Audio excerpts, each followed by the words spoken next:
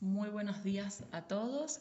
En el encuentro de hoy vamos a continuar con la confección de la historia clínica. Los temas que en la fecha vamos a desarrollar son los antecedentes personales y los antecedentes epidemiológicos y cómo recabar estos datos. Bueno, como ven en esta segunda diapositiva, hemos querido mostrarles lo que es una historia clínica completa. Como bien saben, en relación médico-paciente 2, lo que vamos a desarrollar todo el año es la elaboración correcta de la anamnesis con la terminología médica adecuada. Ese sería el interrogatorio que van a llevar a cabo como inicio de la historia clínica con el paciente. Pero sepan que la historia clínica no termina acá en la anamnesis, sino que es solo el comienzo. En los años siguientes van a ir completando la historia clínica hasta tenerla resuelta y completa. Sepan que después de la anamnesis esto continúa con el examen físico, que es la exploración clínica y los hallazgos semiológicos del paciente, la solicitud de exámenes complementarios, que con estos tres pasos ya podemos tener una presunción diagnóstica, elaborar una terapéutica y día a día, cuando se trata de una internación sobre todo, van a ver que es la evolución médica diaria del paciente ya hospitalizado en este ejemplo que hemos puesto. Asimismo, en la historia clínica completa, cada especialista elabora y desarrolla la interconsulta en las hojas subsiguientes y también están compuestas con los apartados como evoluciones de enfermería con el control de los signos vitales correspondiente a cada turno. La historia clínica de una internación finalizaría con la epicrisis. La epicrisis es el resumen de historia clínica, documento legal que se lleva al paciente al momento del alta. Bueno, desarrollando entonces la anamnesis, como ya tuvieron en las clases, en los teóricos previos, vieron que la anamnesis comienza con la toma de datos de filiación, el motivo de consulta, la enfermedad actual y el modelo explicativo. El tema a desarrollar el día de hoy son los antecedentes personales. Estos antecedentes los podemos dividir a los fines organizativos en 4 apartados. Los antecedentes personales fisiológicos, los antecedentes personales patológicos, los socioeconómicos y los epidemiológicos del paciente al que yo estoy entrevistando. Ya entrando en antecedentes personales, como bien dijimos, los primeros que vamos a interrogar son los antecedentes personales fisiológicos del paciente. Aquí quiero hacer una salvedad.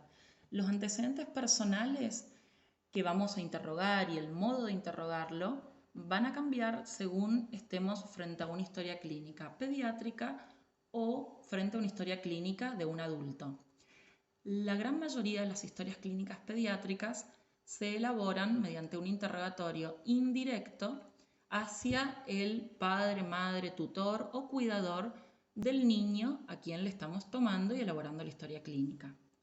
Luego vamos a ver los hábitos fisiológicos, ya sea del niño o del adulto, las inmunizaciones y los antecedentes ginecobstétricos según correspondan. Esto los vamos a recabar solamente si nuestro paciente es un paciente de sexo femenino y está en una edad comprendida después de la menarca. Bueno, como bien dijimos, los antecedentes personales vamos a dividirlos si se trata de una anamnesis adulto o de una anamnesis pediátrica.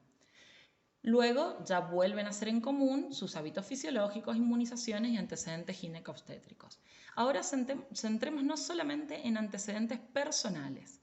Si estoy frente a un paciente adulto, sepamos que hay que interrogar qué número de gesta fue ese adulto en el orden y en la cantidad de gestas que tuvo su madre. ¿Con qué edad gestacional nació? O al menos saber determinar si fue nacido a término o pretérmino o postérminos a grandes rasgos, en caso que no conozca la edad gestacional en semanas adecuada. Si este adulto en el momento de su nacimiento nació por parto vaginal o fue por cesárea, si recibió lactancia materna, a qué edad ocurrió su deambulación, a qué edad comenzó a hablar, la aparición de su dentición, si fue adecuada, y a qué edad fue sucediendo, si tuvo un control de esfínteres a qué determinada edad, para poder en esos antecedentes personales saber si fue normal o fue patológico, qué escolaridad cursó y en caso que corresponda a este adulto interrogar sobre si concurrió o no al servicio militar. Eso respecto a anamnesis de adulto. Si nos vamos a anamnesis pediátrica, lo vamos a desglosar y dividir en 3 grandes partes, interrogando primero lo perinatológico, luego el desarrollo psicomotor que cursa ese niño y en cuanto a los controles pediátricos de salud que tiene. Ahora vamos a ir desglosando y abriendo bien en cuanto a anamnesis pediátrica, lo perinatológico y todo lo que luego de esto vamos a ir interrogando. Para continuar con anamnesis, vamos a desglosar la anamnesis pediátrica. Antes que esto, quiero hacerles un comentario respecto a los antecedentes personales del paciente de quien estamos elaborando la historia clínica. Así se trate de un adulto o de un niño, de un interrogatorio directo o indirecto, todos estos datos de antecedentes personales deben ser interrogados.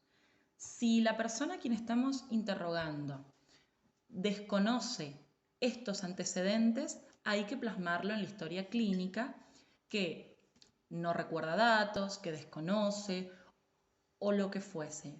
Pero no por eso debemos omitir las preguntas. No porque se trate de un adulto y sus antecedentes personales no los tenga en la memoria, vamos a dejar de preguntarlos. Siempre los interrogamos y confeccionamos la historia clínica con la respuesta que hayamos obtenido, sea que no lo recuerda o sea que desconoce estos datos, por ejemplo, de un adulto en cuanto a su nacimiento. Ahora bien, entrando con anamnesis pediátrica, vamos a hablar de los antecedentes perinatológicos propiamente dichos como primeros datos de sus antecedentes personales. Bien como la palabra lo dice, perinatológico son los antecedentes que van a abarcar qué sucedió y cuál fue la historia del embarazo de ese niño, cómo fue su parto y todo lo que haya sucedido en ese momento, y en su periodo neonatal, que bien sabemos es todo lo ocurrido durante el primer mes de vida.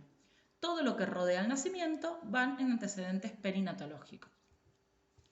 Lo primero a interrogar es qué número de gesta fue ese niño respecto a la cantidad de gestas totales que tuvo esa madre. Si fue el primero, segundo, tercer, cuarto o el número de gesta que sea. Ese número debe ser colocado en números romanos.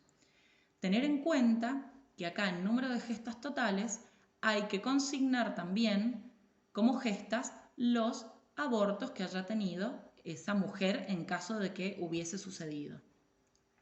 Luego tenemos que interrogar sobre cómo evolucionó cada uno de los trimestres de esa gestación. Los dividimos en 3, primero, segundo y tercer trimestre, y de cada trimestre interrogamos si tuvo una evolución normal o si tuvo alguna complicación o alguna patología o requirió algún tratamiento especial, internación o lo que fuese relacionado a cómo evolucionó cada uno de esos trimestres. También vamos a interrogar si ese embarazo fue controlado o no. Se considera un embarazo controlado si mínimo tuvo 5 controles obstétricos y al menos números de ecografía, una por lo menos.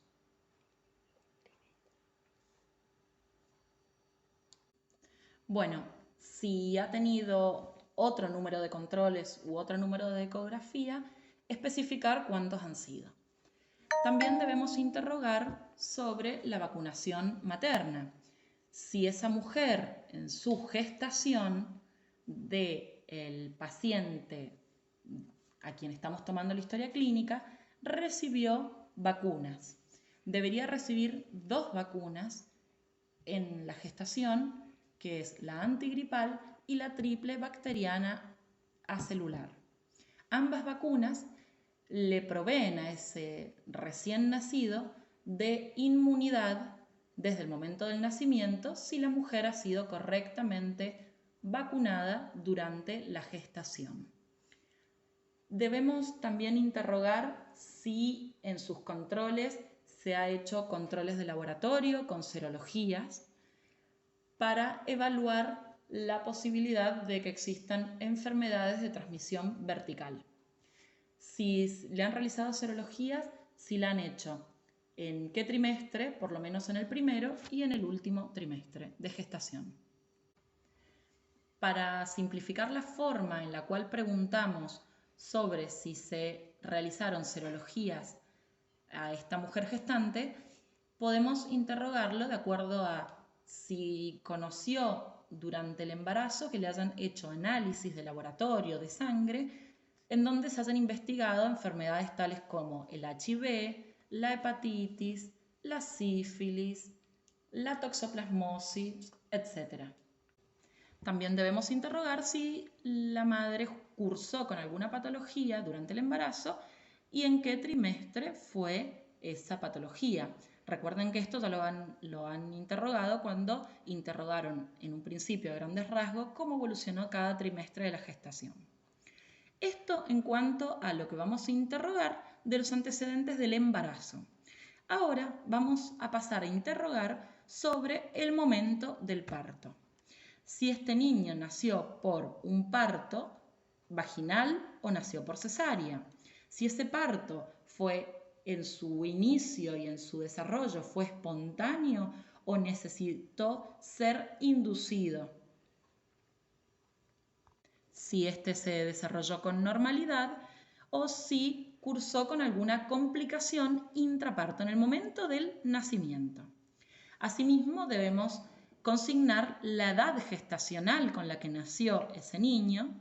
Debemos consignar también el score de Apgar o score de vitalidad, que es una puntuación que se toma en todos los recién nacidos al primero y al quinto minuto, el cual, como ya les voy a comentar, lo tenemos consignado en la libreta de salud.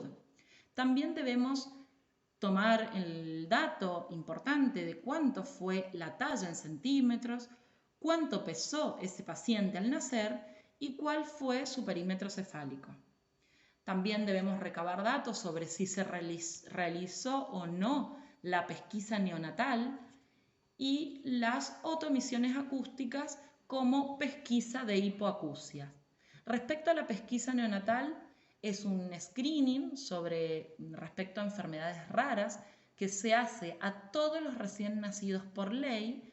El dato que debe estar en la libreta de salud consignado si fue realizado con una anotación en la hoja donde se consignan los datos del parto o en la primera hoja con un sellito de un piecito, porque habitualmente se tomaba esta muestra de sangre del talón, del pie por supuesto, y en el cual se evalúa a todos los recién nacidos en la República Argentina por ley si presentan o no algunas de estas enfermedades raras que son susceptibles de tratamiento y que deben hacerse a modo de screening poblacional para tener su detección y evaluar y tener el resultado de si tiene alguna de esas patologías o no en forma temprana con la sangre en los primeros días de vida. Debemos constatar también si nuestro paciente tuvo alguna internación o requirió algún tipo de observación en neonatología. En caso de que este dato sea positivo, tenemos que detallar con qué diagnóstico permaneció internado o observado en neonatología, cómo fue la evolución de esta enfermedad y cuántos días de internación tuvo. Asimismo, la institución en la cual estuvo internado. También debemos detallar si presentó o no ictericia. Dentro de la ictericia, con el aumento de bilirrubina que puede haber tenido este recién nacido, podemos detallar si esta ictericia fue fisiológica o no y si requirió algún tratamiento con internación en neonatología como luminoterapia u otro tipo de tratamiento.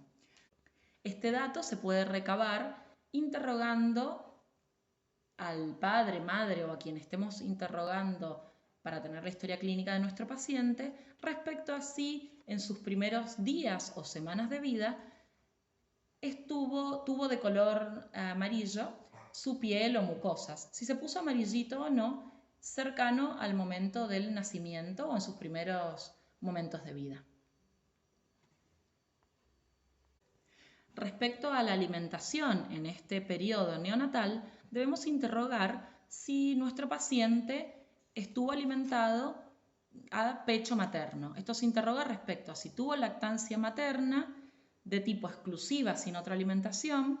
Suplementaria es cuando si tuvo algún tipo de alimentación mixta con leche a través de pecho materno sumado a alguna fórmula láctea suplementando la lactancia, o complementario si por algún motivo la lactancia materna se vio totalmente reemplazada por alguna fórmula láctea u otro tipo de alimentación.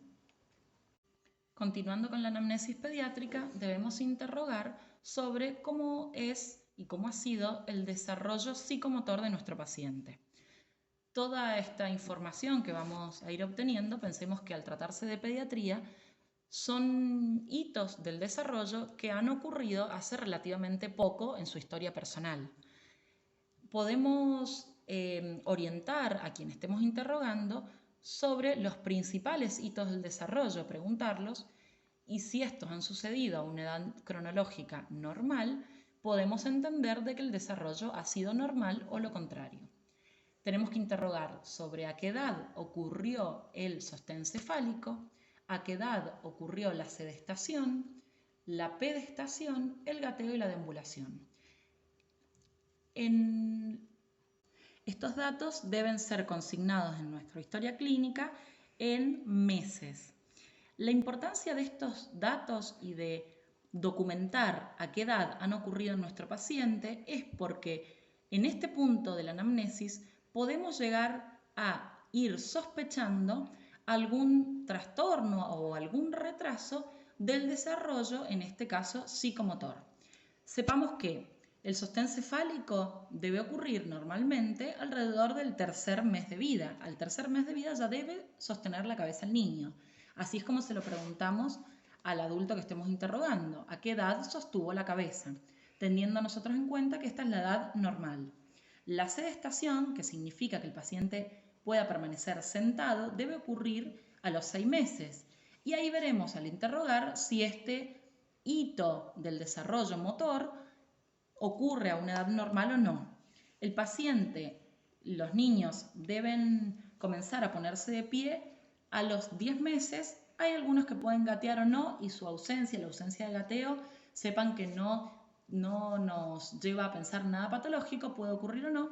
Y la deambulación normal ocurre entre el año y el año y medio de vida, o sea, 12 a 18 meses.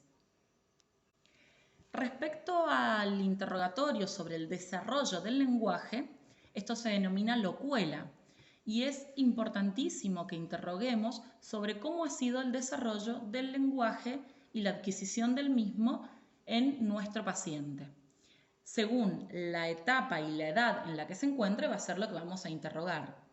Acá hemos desglosado cuáles son las distintas etapas del desarrollo del lenguaje, como ven en la diapositiva, y es importantísimo que lo interroguen, ya que mediante la anamnesis y al recabar estos datos podemos, como dije anteriormente con lo que respecta a desarrollo motor, podemos ir sospechando si existe alguna alteración en la adquisición, en este caso, del lenguaje y de respecto al desarrollo del lenguaje que tenga el niño. Respecto a la dentición, vamos a preguntar cuándo comenzó y qué tipo de dentición tiene actualmente nuestro paciente. Y para terminar con el desarrollo, vamos a interrogar sobre el control de esfínter, si lo ha adquirido o no, si tiene control de esfínter ya urinario y anal o si tiene algún tipo de alteración como enuresis, incontinencia diurna o nocturna. Esto, por supuesto, que lo vamos a ir preguntando respecto a la edad. No vamos a preguntar sobre el control de esfínteres en un niño que aún no tenga la edad de presentarlo. Jamás se lo preguntaríamos a un lactante de 6 meses, a su mamá, si tiene o no control de esfínter. En cuanto a el resto de lo que hay que interrogar en la anamnesis pediátrica, tiene que ver con los controles pediátricos del niño sano. Los controles óptimos son los que se estipula que debería tener un niño en sus primeros años de vida. El primer año de vida debería tener un control al 7º día de vida, a las 2 semanas y uno cada mes, así hasta llegar al primer año. Luego, entre el primero y hasta antes de cumplir los 3 años, los controles deben ser trimestrales. De los 3 a los 6 años, cada 6 meses, y luego de los 6 años en adelante debería tener controles de salud anuales. Quiero hacer un comentario especial sobre un documento legal importantísimo con el que contamos los profesionales de la salud, que es la libreta de salud del niño. Es un cuaderno que se le otorga a la madre al momento del nacimiento, sea que haya nacido en instituciones privadas como públicas, donde distintos profesionales van consignando y documentando los datos respecto a el momento del nacimiento del niño y respecto a la evolución de su historial médico. Es una oportunidad, es algo muy valioso a lo cual tenemos que hacer uso a los médicos, debemos conocerla, debemos saber que existe, debemos poder que sea a modo de comunicación entre profesionales del historial médico, en este caso del niño. Se podría decir así que la libreta de salud en su primera parte pasa a ser un resumen del historial médico de nuestro paciente y en la segunda y última parte podemos encontrar y darle mucho valor y transmitirle a los padres que van a encontrar ahí consejos sobre el cuidado de los niños y niñas y consejos respecto a prevención de accidentes, respecto a salud, alimentación saludable y crianza en general. Bueno, para continuar con la anamnesis, luego volvemos a preguntar en común, tanto para la anamnesis pediátrica como para la anamnesis de adulto, en cuanto a los hábitos fisiológicos de determinados hábitos que son previos a la enfermedad actual. Si estos hábitos han sido modificados recientemente por alguna patología, no deben ser consignados en este apartado, sino eso es parte de la enfermedad actual. Tengamos muy en cuenta eso al momento de preguntarle y preguntémoslo adecuadamente para que esa sea la respuesta que obtengamos. Lo habitual que le ocurra al paciente en cuanto a su apetito y cómo es en cuanto a su alimentación, si es variada, qué tipo de alimento come habitualmente, si tiene habitualmente intolerancia a algún tipo de alimento, si predomina algún alimento sobre otro y tener un panorama en toda la semana cómo es su alimentación. En cuanto a pediatría, la podemos preguntar también, agregar la introducción de papillas. Cuántas comidas al día hace respecto a lo habitual en su alimentación fuera del periodo de enfermedad. Respecto al peso, tenemos que preguntar cuál es su peso habitual. En los niños podemos aclarar cuál fue el último peso en el control de salud que obtuvimos de ese niño. Y respecto luego a sus hábitos intestinales, respecto a catarsis, vamos a preguntar qué es lo habitual en su catarsis, cuáles son las características, cuál es la frecuencia. Y es importante acá que no preguntemos si es normal, si va al baño normal, porque lo que puede ser normal para mí puede ser que no sea lo mismo para el paciente. Entonces, sí hay que preguntar lo habitual como es y hacer mucho hincapié en cuáles son las características y si hubo algún cambio en ese ritmo evacuatorio. Respecto a la diuresis, lo mismo, hay que preguntar aproximadamente el número de micciones y la cantidad de orina que tenemos, tanto intentarla referirla en cuanto al diario, por ejemplo, en pediatría lo podemos interrogar de acuerdo a cuánto es el número de pañales que moja con pis por día nuestro paciente. Respecto a la sed también, habitualmente si la sed está conservada, si es aumentada, si es disminuida. Respecto a las horas de sueño que el paciente duerme, vamos a hacer un cálculo interrogando de cuántas horas por día duerme, hacer la salvedad según la edad, en caso que sea pediatría, cuántas horas diurnas, cuántas horas nocturnas, si este sueño se ve interrumpido o no, o si hay algún trastorno del sueño. Podemos preguntar sobre insomnio, podemos preguntar sobre terrores nocturnos, sonambulismo, si hay algún trastorno del sueño y cuántas horas por día concilia el paciente. Respecto a la escolaridad, si es un paciente pediátrico y está cursando actualmente algún nivel educativo, preguntar qué año cursa, cómo es su rendimiento escolar, si hubo repitencia o no, en ese caso, cuál fue la causa, si tuvo algún diagnóstico, seguimiento psicopedagógico, tratamiento. Y respecto a los adultos, cuál ha sido su escolaridad máxima alcanzada. También tenemos que preguntar lo habitual en cuanto a actividad física. Cuántas horas por semana hace de actividad física, cuántas horas diarias, o sea, la frecuencia y las horas semanales. Si la práctica deportiva que realiza es de tipo recreativa o si hace algún deporte ya en forma competitiva. También debemos preguntar, dentro de los hábitos fisiológicos, la edad de inicio de relaciones sexuales. Bueno, respecto al interrogatorio de inmunizaciones, tenemos que preguntarlo, tanto en niños como en adultos, siempre sobre cómo está su estado de inmunización al momento de hacer la entrevista. Respecto a vacunas, hay que aclarar si los datos que vamos a consignar en la elaboración de nuestra anamnesis para completar nuestra historia clínica han sido constatados con libreta de salud en caso de niños o carnet de vacunación, como es el caso de los adultos, o la información que vamos a volcar en este apartado ha sido solo lo que nos ha referido el paciente.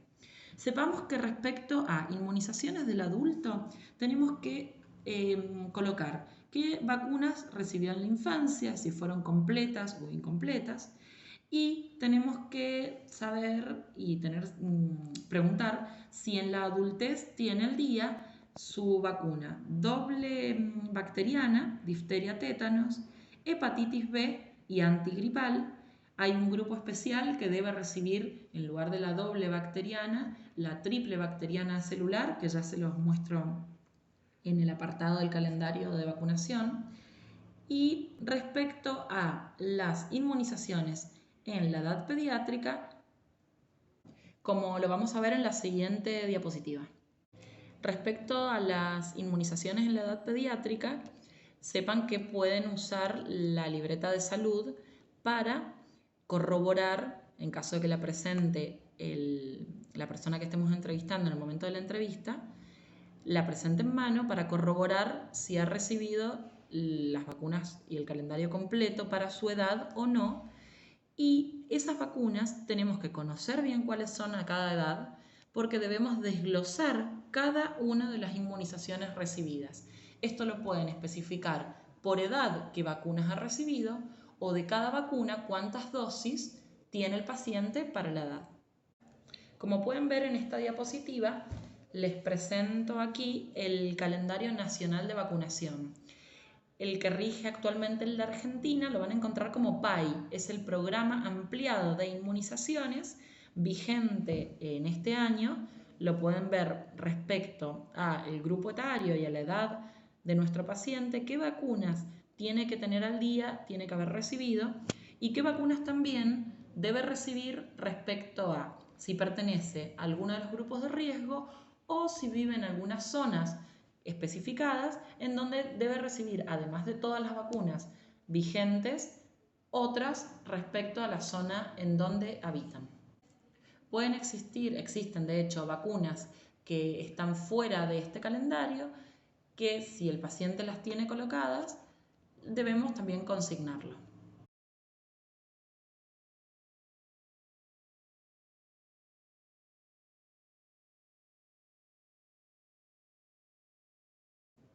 Como les mencionaba, hay algunas vacunas que deben recibir las personas que habitan en zonas de riesgo endémica para distintas enfermedades. Acá se los dejo a continuación. Estas son para la fiebre amarilla, para la fiebre hemorrágica argentina, en donde pueden ver respecto a los lugares donde habita el paciente, si debe o no agregar a su esquema y tener esta vacuna. Asimismo, si el paciente va a viajar y va a permanecer en estas zonas endémicas de estas dos enfermedades que les manifesté y dejamos a continuación.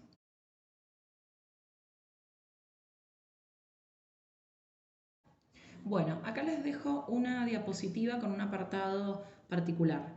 Van a ver en lo que vieron en los gráficos previos que hay distintos grupos de riesgo donde deben recibir vacunas especiales. Tenemos en el embarazo, tenemos en los adultos mayores de 65 años y les quiero manifestar específicamente acá y detallar un poquito las inmunizaciones para el personal de salud.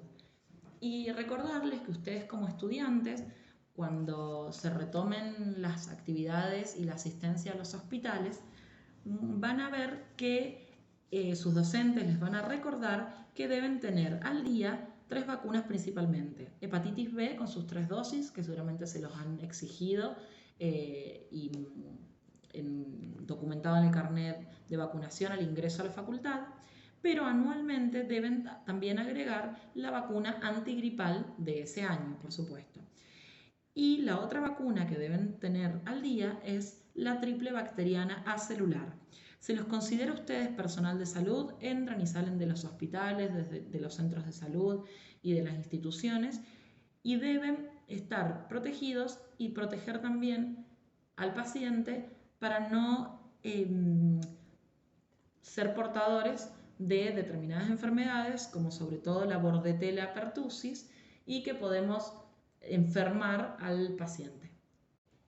Acá podemos ver que si estamos entrevistando a una mujer adulta en nuestra anamnesis de adulto o si el paciente se trata de una adolescente de sexo femenino dentro de pediatría, no debemos olvidar consignar sus antecedentes gineco-obstétricos, consignar la menarca, a qué edad ocurrió, cómo es su ritmo menstrual en lo habitual, la fecha de última menstruación, cuándo fue el inicio de sus relaciones sexuales, si ha tenido embarazo, si han sido parto vaginal, si han sido cesáreas, si ha tenido algún aborto, si el paciente habitualmente presenta flujo vaginal, cuándo fue su último control de colposcopía, PAP y mamografía, qué anticoncepción emplea y si corresponde a la edad del paciente que estamos interrogando, también preguntar sobre menopausia. Hemos terminado con los antecedentes fisiológicos del paciente. Vamos a continuar con los antecedentes patológicos. Dentro de los antecedentes patológicos tenemos los hábitos tóxicos, los antecedentes clínicos, antecedentes quirúrgicos, traumatológicos, alérgicos, psicológicos y psiquiátricos y las otras patologías previas que pueda presentar el paciente, incluidas las internaciones. Con respecto a los antecedentes patológicos, vamos a comenzar con los hábitos tóxicos. En el caso de los adultos, vamos a preguntar sobre santinas, en el caso de té, café, mate, con qué frecuencia, ¿sí? Cuántas veces a la semana, si es diario y si se puede constatar la cantidad. Con respecto al tabaco, si son fumadores, ya sea fumadores activos o en el caso que el paciente no fume, un fumador pasivo. Alcohol, qué bebidas toma, con qué frecuencia y si se puede estimar la cantidad. En el caso de drogas, si usa alguna droga de consumo ilegal, si detallar qué droga, si el paciente se los refiere y con qué frecuencia. Y en el caso de medicamentos, que es los pacientes que se automedican, no los medicamentos habituales recetados por el médico. Con eso con respecto a los adultos. Con respecto a los hábitos tóxicos en el paciente pediátrico, vamos a hacer una salvedad. En el paciente que está lactando, este interrogatorio hay que hacérselo a su mamá. ¿Por qué? Porque hay algunos tóxicos que pasan a través de la lactancia materna. Hay que interrogar a la madre en el caso de consumo de santinas, de tabaco, de alcohol y de algunas drogas.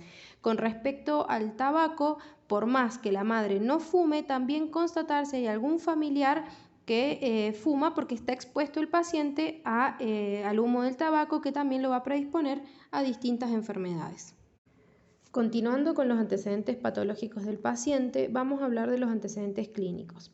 En este caso podemos preguntar a niños y adolescentes y también en algunas patologías del adulto. En el caso de los niños y adolescentes tenemos las patologías infecciosas, las exantemáticas, que pueden constatarse como varicela, rubiola, sarampión, escarlatina y las otras patologías que están detalladas en la diapositiva. También podemos constatar parotiditis o paperas, coqueluche o tos convulsa, fiebre reumática, hepatitis A y hepatitis B. En esta diapositiva seguimos con los antecedentes clínicos.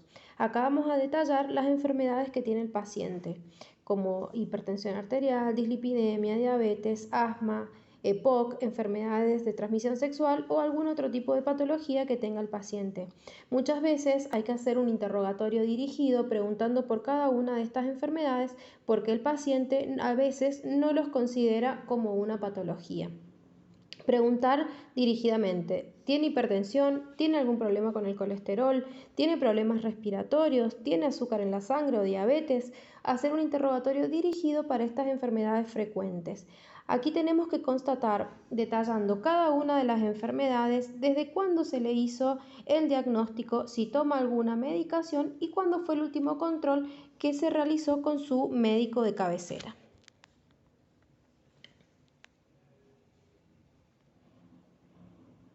En los antecedentes quirúrgicos vamos a constatar a qué cirugía fue sometida el paciente, por qué fue la causa, cuándo fue la fecha de la cirugía, la edad, ¿sí? Y la evolución, si el paciente tuvo alguna complicación o tuvo una buena evolución. Lo mismo debemos constatar en los antecedentes traumatológicos. Aquí debemos preguntar, por ejemplo, caídas, fracturas o alguna otra patología que el paciente crea importante. Constatando también cuál fue la causa, la edad o el año en que se produjo el traumatismo y la evolución si tuvo alguna complicación o requirió internación. Con respecto a los antecedentes alérgicos, tenemos que hacer referencia a cuál es el alergeno que le provoca la enfermedad a nuestro paciente. Hacer preguntas dirigidas como aclaré en las diapositivas anteriores, por ejemplo, alergia ambiental, al polen, a la tierra, si algún contacto con algún metal, las alergias de tipo de contacto, alimentarias o medicamentosas. Y si está en algún tratamiento para este tipo de alergias o si es el tratamiento ocasional cuando se expone a la sustancia o que le provoca la enfermedad. Con respecto a los antecedentes psicológicos o psiquiátricos, también qué enfermedad tiene, en el caso de que le hayan hecho algún diagnóstico específico, cuál fue la fecha, qué edad tenía el paciente y si está con algún tratamiento actual o si ha recibido algún tratamiento previo. Con respecto a las internaciones, esto es un apartado muy importante, ¿sí? En el caso de que el paciente haya tenido internaciones previas, hay que constatar cuál fue el motivo de la internación, cuánto tiempo estuvo internado, qué tratamiento recibió y en qué institución fue esta internación. Hay algo que con el paciente cuenta que se le entrega a cada uno de ellos cuando se le da el alta, que es la epicrisis. En la epicrisis, en el caso de que esté completa, es un resumen de la historia clínica y debe estar constatado todos estos datos que debemos colocar en nuestra historia clínica. En el caso de que el paciente no tenga la epicrisis, hay que referirlo. Si o no trae epicrisis o no presenta resumen de historia clínica y que ha sido solo referido por él.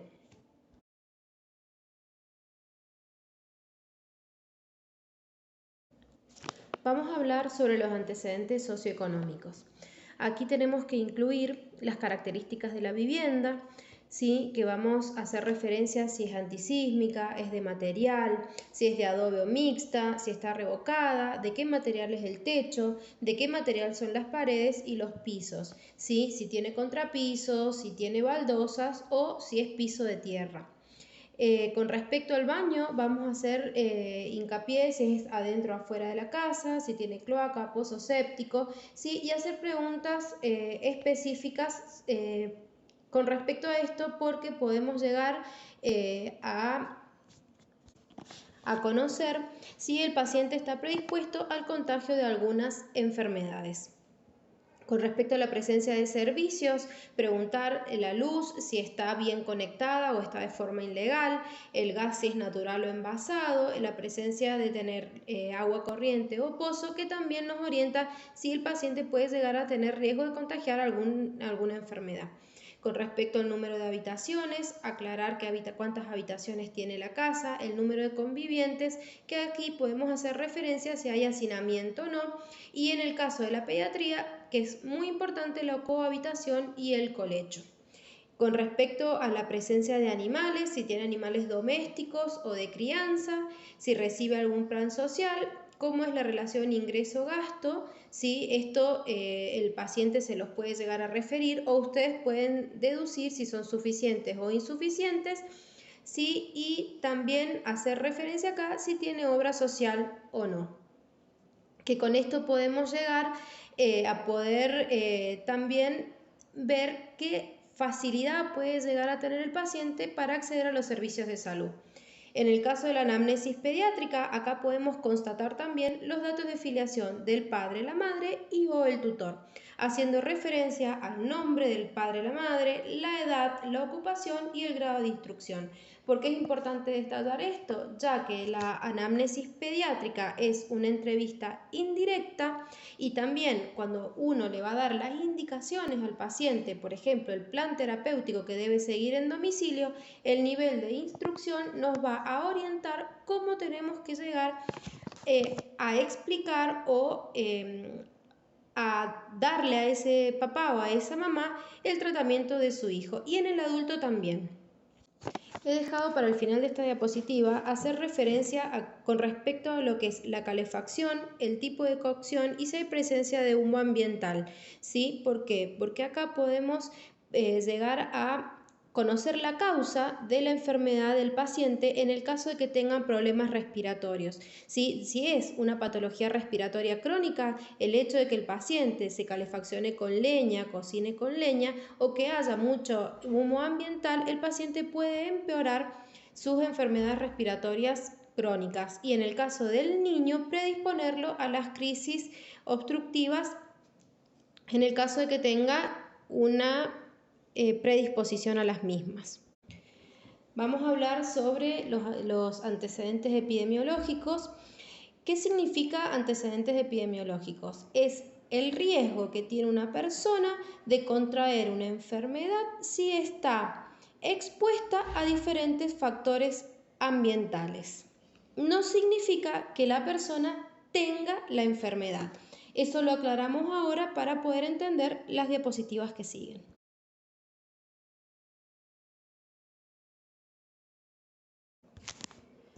Bueno, siguiendo con los antecedentes epidemiológicos, cuando nosotros tenemos que volcar en la historia clínica que estamos tomando, ¿sí? Por ejemplo, si estamos interrogando sobre Chagas, consignar si es positivo o negativo, no con signos sino con palabra.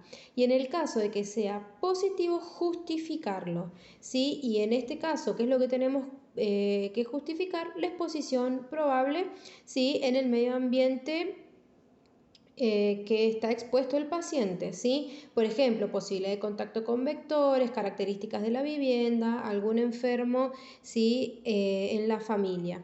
¿Sí? Si el paciente ya tiene la enfermedad, aquí se omite y se coloca directamente en antecedentes patológicos. En esta diapositiva vamos a hacer referencia a cada una de las enfermedades que deberíamos preguntar en antecedentes epidemiológicos. Por ejemplo, con la enfermedad de Chagas, si está expuesto al vector, si ha visto alguna vez en su casa o en los alrededores las vinchucas, si tiene gallineros, por ejemplo, en el caso de que tenga casa de adobe o mixta, ¿sí? Si tiene nidos de palomas cercanos al domicilio.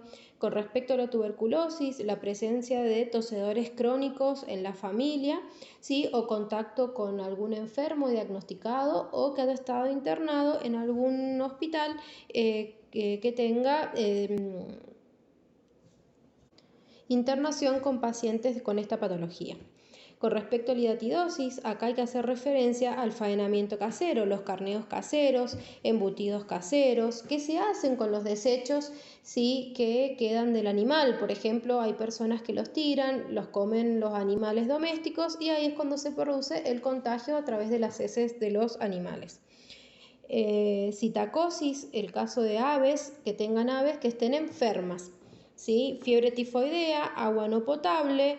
Con respecto a la toxoplasmosis, la presencia de gatos en el domicilio y también interrogar sobre la higiene de las verduras, ¿sí? Porque queda que es una creencia popular que solamente los gatos transmiten la toxoplasmosis y en realidad la mala higiene de los alimentos y realizar jardinería también te puede predisponer a contagiar esta enfermedad. Con respecto a la triquinosis, el consumo de carne de cerdo poco cocida o de procedencia dudosa también es forma de preguntarlo. Con respecto a la brucelosis, el consumo de leche o queso de cabra caseros. Haciendo referencia a la hepatitis A, si ha estado en contacto con algún enfermo. Acá podemos interrogar, si en el caso de que haya tenido contacto, la presencia o no de vacunación. La hepatitis B y HIV, hacer preguntas sobre conductas de riesgo, como por ejemplo múltiples parejas a nivel sexual, que esto también podemos llevarlos a las enfermedades de transmisión sexual, ¿sí? El hecho de no usar métodos de protección de barrera, ¿sí? Transfusiones o la presencia de tatuajes. Volviendo a las enfermedades de transmisión sexual, si ha tenido contacto conocido con alguna persona que esté enferma, ¿sí? O que tenga lesiones a nivel genital, que el paciente lo conozca, o lo mismo que dijimos recién con respecto a las conductas de riesgo. Transfusiones sanguíneas, esto hay que constatarlo si lo ha tenido como positivo o negativo, recordemos siempre con palabras, no con signos. Y el caso de tener tatuajes, también lo mismo. Y el hacer preguntas sobre dengue, si ha viajado últimamente a la zona endémica. Bueno, damos concluida la clase, esperemos que les sea de utilidad. Yo soy la doctora Erika Coco. Y la doctora Laura Albacete. Quedamos a su disposición para lo que necesiten.